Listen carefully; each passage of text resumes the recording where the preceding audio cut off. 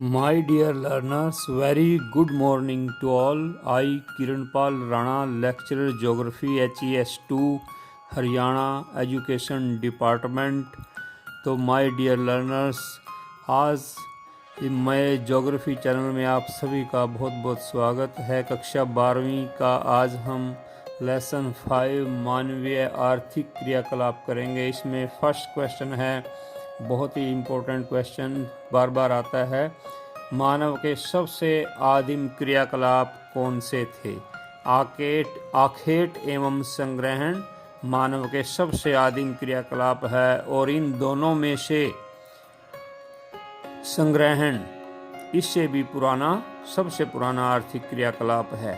तो इसमें जैसे आप देख रहे हैं कि ये इमेज लगाई गई है, फोटो लगाई गई है कि आदि मानव किस प्रकार से जीवन व्यतीत करता था, भाले बर्छी रखता था, संग्रहण करता था, शिकार करता था। आगे नेक्स्ट क्वेश्चन, मानवीय आर्थिक क्रियाकलापों के ऐतिहासिक महत्व का या ऐतिहासिक पक्ष का वर्णन करो।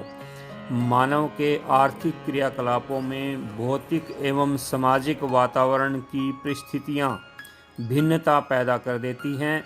मनुष्य वनों में आखेट एवं संग्रहण तथा मैदानों में पशुचारण एवं कृषि तथा तटीय क्षेत्रों में मछली पालन करता है। अर्थात हमारे चारों तरफ जिस प्रकार का पर्यावरण, जैसी जलवायु, जैसा तापमान होता है, जैसे संसाधन होते हैं, हमें वैसी ही क्रियाएं करनी पड़ती हैं। ये चित्र इसमें दिखाया गया है कि मरुस्थलीय क्षेत्र में किस प्रकार का पर्यावरण होता है। ऐसे ही ये अंटार्कटिका क्षेत्र है, तो यहाँ पर कि जैसे कि रेंडियर नामक पशु पाला जाता है, मछली पकड़ी जाती है। तो इस प्रकार से जलवायु भिन्न होने के कारण अलग अलग क्षेत्रों में अलग अलग प्रकार की क्रियाएं की जाती हैं। अर्थात मानवीय पर्यावरणीय परिस्थितियां मानव की क्रियाओं का, मानव के कार्यकलापों का, आर्थिक क्रियाकलापों का निर्धारण करती हैं।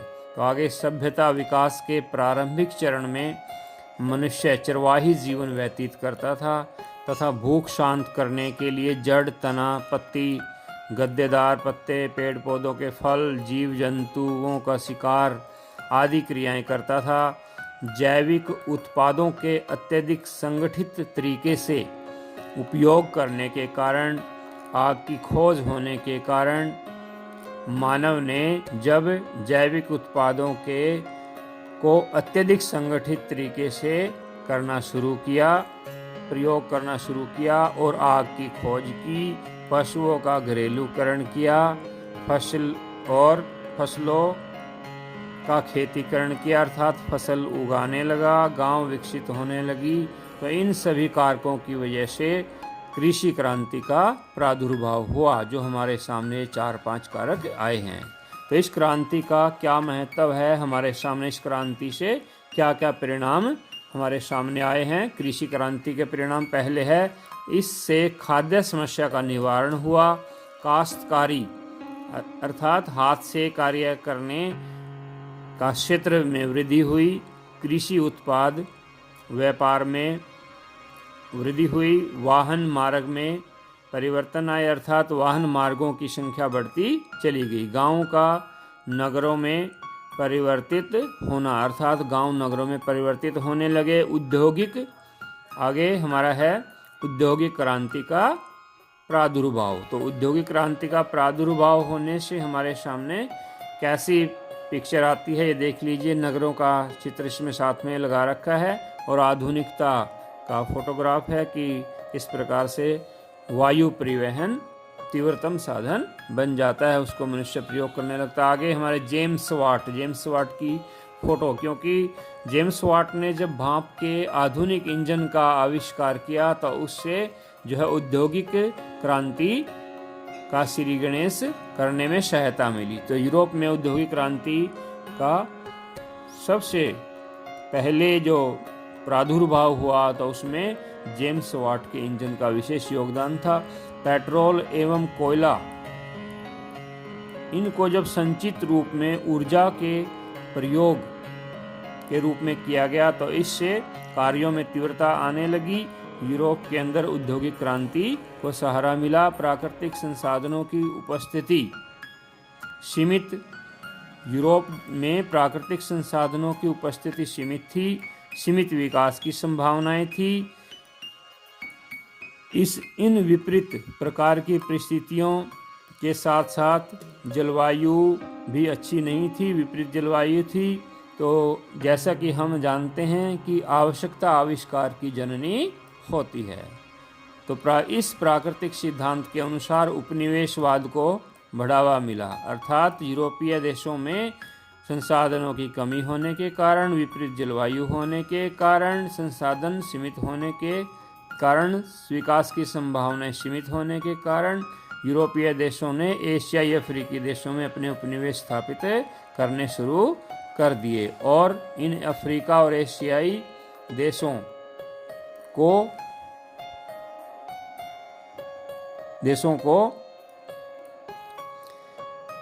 अपने उपनिवेश के रूप में प्रयोग करने लगे। यहाँ इन्होंने अपने उपनिवेश स्थापित किए, कच्चे माल के रूप में, स्रोत के रूप में एशियाई देशों को प्रयोग किया जाने लगा। साथ ही इनको बाजार के रूप में भी विकसित किया गया। तो इससे प्रभाव यह हुआ तो इससे जो अल्प विकसित देश थे, जैसे एशिया अल्प विकसित अवस्था में था, अफ्रीका बहुत ही अधिक पिछड़ा हुआ महाद्वीप था, तो यूरोप विकसित होने लगा, जबकि जो एशिया विश्व का सबसे अधिक विकसित महाद्वीप था वह पिछड़ी हुई अवस्था में जाने लगा। तो उद्योग, व्यापार, वाणिज्य का प्रभुत्व हमारे सामने स्पष्ट रूप से नजर आने लगा। 20वीं शताब्दी के मध्य तक कार के औद्योगिक मशीनों के पुराने होने के संकेत हमारे सामने नजर आने लगे। अनियंत्रित योजनाएं, नियोजित औद्योगिक विकास, पर्यावरण और अन्य भयानक समस्याएं, इससे हमारे सामने अनेक प्रकार की अन्य भयानक समस्याएं उत्पन्न होने लगी। और सतत पोषणीय विकास क्या होता है, इसका एक वैकल्पिक मॉडल, सतत पोषणीय विकास का एक वैकल्पिक मॉडल हमारे सामने विचार बनकर उभरने लगा। तो जगत विकसित होता गया, समृद्ध होता गया। इसके विपरीत एशिया, अफ्रीका, दक्षिण अमेरिका आदि निर्धनता के शिकार होने लगे। 1980 के दशक तक विज्ञान प्रौद्योगिकी का उत्पादन एवं प्रसारण इन समृद्ध महाद्वीपों के मुख्य व्यवसाय बन गए। 20वीं शताब्दी के अंत तक यह परिवर्तन सूचना क्रांति के रूप में प्रसिद्ध हुआ और इससे हमारे जीवन में विभिन्न क्षेत्रों में सूचना प्रौद्योगिकी ने विकास के नए आयाम और नए अवसर स्थापित किए। तो ये जैसे कि आधुनिकीकरण, सूचना क्रांति, इमेज साथ में लगाई गई है। एक कंवर सेन इंजीनियर है जिन्होंने इंदिरा गांधी नहर की योजना, और ये जो है विकसित देशों का चित्र है कि वहाँ पर जीवन यापन कैसा होता है। आगे हमारा नेक्स्ट क्वेश्चन है, विभिन्न प्रकार के मानवीय आर्थिक क्रियाकलाप कौन से हैं। तो हमारे सामने जो है आधुनिक समय में 5 प्रकार के आधुनिक क्रियाकलाप सामने आते हैं। तो पहला है प्राथमिक क्रियाकलाप।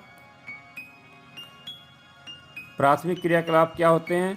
प्राथमिक क्रियाकलाप वह क्रियाकलाप होते हैं जिनमें मनुष्य प्राकृतिक संसाधनों में बिना किसी विनिर्माण प्रक्रिया के ही कोई परिवर्तन किए बिना सीधा यों का यों इन संसाधनों का प्रयोग करता है या दोहन करता है। तो ऐसी क्रियाएं प्राथमिक क्रियाकलाप कहलाती हैं, जैसे लकड़ी काटना, पशुचारण, मछली पकड़ना, कृषि करना, खनन आदि। तो ये प्राथमिक क्रियाकलापों के चित्र हैं, कृषि का, लकड़ी काटने का, पशुपालन का और मछली पकड़ने का। आगे द्वितीय क्रियाकलाप या विनिर्माण प्रक्रिया, ये ऐसे क्रियाकलाप होते हैं जिनमें प्राकृतिक क्षेत्र या प्राथमिक क्षेत्र से जो हमारे पास उत्पाद आते हैं उनको विनिर्माण प्रक्रिया के द्वारा उनकी गुणवत्ता बढ़ाकर, कीमतें ऊंची करके, उन संसाधनों का परिवर्तित करके संशोधित रूप हमारे सामने आता है।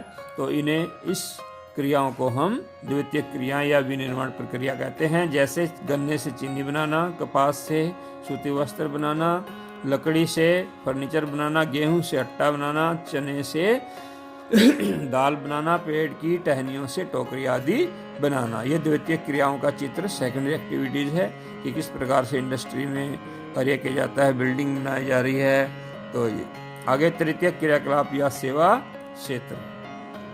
तो ये ऐसे क्रियाकलाप होते हैं जो प्राथमिक एवं द्वितीयक क्षेत्र को यातायात, संचार, व्यापार, स्वास्थ्य, शिक्षा, प्रशासनिक सेवा आदि के द्वारा संपूर्णता प्रदान करते हैं। इसलिए इस क्षेत्र के बिना प्राथमिक और द्वितीयक क्षेत्र को अधूरा माना जाता है। इस क्षेत्र में प्रत्यक्ष रूप से किसी वस्तु का उत्पादन नहीं होता, बल्कि सेवा के बदले पैसा या लाभ प्राप्त किया जाता है। ये टर्सरी सेक्टर या तृतीयक क्रियाकलापों का कि किस प्रकार से एक बड़े मॉल का इसमें फोटो है और अन्य क्रियाएं, उद्योग, तो ये तृतीय क्षेत्र की क्रियाओं के इमेज, इसको आप अच्छी तरह से इनसे समझ सकते हैं। आगे हमारे सामने आते हैं चतुर्थक क्रियाकलाप। तो अप्रत्यक्ष क्रियाकलाप जैसे अर्थात अप्रत्यक्ष सेवा इनमें शामिल होती है, जैसे अनुसंधान, शिक्षण, नेतागिरी, प्रबंधन, डॉक्टर, वकील, वैज्ञानिक, शिक्षक, लेखक, कलाकार, संगीतकार, पुलिसकर्मी, प्रबंधक आदि। ये पृथक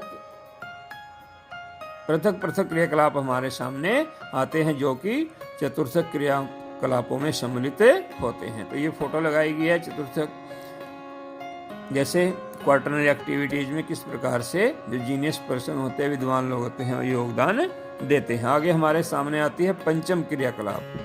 तो पंचम क्रियाकलापों में वे क्रियाकलाप सम्मिलित होते हैं जिनमें नए विचार उत्पन्न करना, पुरानी विचारधाराओं की व्याख्या करना, उनका पुनर्गठन करना, मूल्यांकन करना, नए सूत्र स्थापित करना, आंकड़ों एवं तत्वों की व्याख्या करना, निर्णय लेना, नई नीतियों का निर्धारण करना। तो ऐसी क्रियाएं जो है पंचम क्रियाकलापों में आती हैं।